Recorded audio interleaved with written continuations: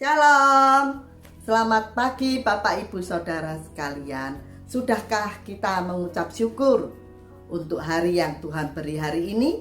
Tentunya sebagai anak-anak Tuhan kita mengucap syukur untuk nafas yang diberi serta matahari yang selalu ada setiap pagi.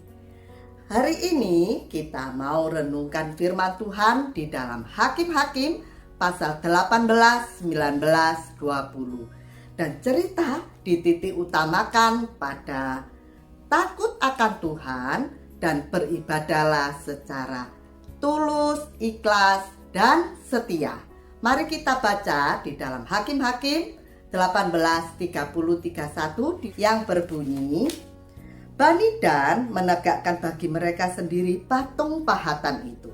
Lalu Yonatan bin Gersom bin Musa bersama-sama dengan anaknya menjadi imam bagi suku Dan sampai penduduk negeri itu diangkut sebagai orang buangan.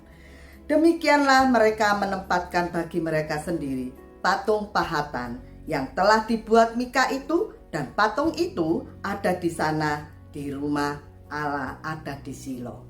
Demikian juga dengan 19 ayat 1, terjadilah pada zaman itu ketika tidak ada raja di Israel, bahwa di balik pegunungan Efraim ada seorang Lewi tinggal sebagai pendatang.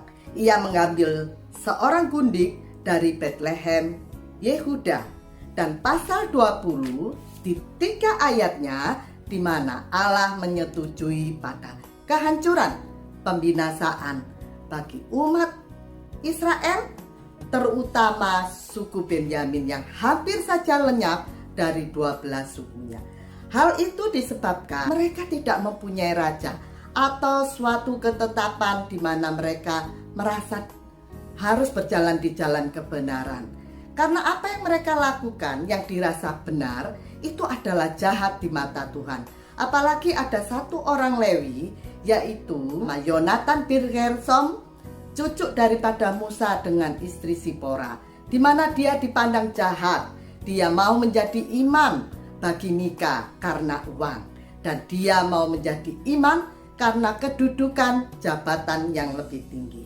Diceritakan begini, bagaimana orang Lewi ini mempunyai gundik yang mati diperkosa, dan pada zaman dulu sudah ada mutilasi, ya, dimutilasi 12 potong. Dan potongan mayat itu disebarkan di seluruh suku Israel.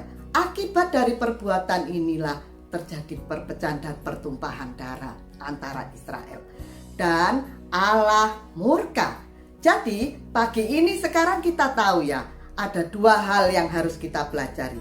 1, takut akan Allah adalah belajar firman-Nya. Dan kita mesti mengucap syukur karena firman ada saat ini bisa kita pakai untuk panduan. Kita boleh berjalan dalam kebenaran firman-Nya sampai kita nanti selamat di bumi, selamat sampai di rumah Allah. Dan yang kedua, beribadahlah secara tulus, ikhlas, dan setia, baik di gereja, baik di rumah, maupun di dalam pekerjaan. Sebab jika kita mengabaikan firman Allah dan prinsip-prinsip kebenarannya, maka murka Allah akan menimpa pada individu, secara keluarga, dan secara masyarakat secara keseluruhannya. Semuanya akan binasa. Oleh sebab itu, pagi ini kita harus takut akan Allah, beribadahlah secara tulus, ikhlas, dan setia. Selamat beraktivitas. Tuhan Yesus memberkati.